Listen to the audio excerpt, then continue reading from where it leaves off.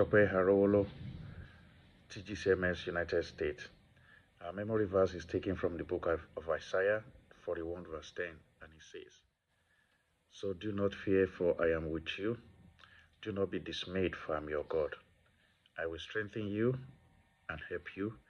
I will uphold you with my righteous right hand." Amen. Let us pray. Heavenly Father, we thank you for a time like this. We thank you, Lord, for your word that came expressly to us today. Father, we ask, Lord, that you will continue to be with us, Lord, in the name of Jesus. Lord, in the mighty name of Jesus, you will remove every spirit of fear in our lives, Lord, in the name of Jesus. You will strengthen us, Lord, in the name of Jesus. And you will forever uphold us with your righteous right hand in the name of Jesus. For in Jesus' mighty name I pray. Amen.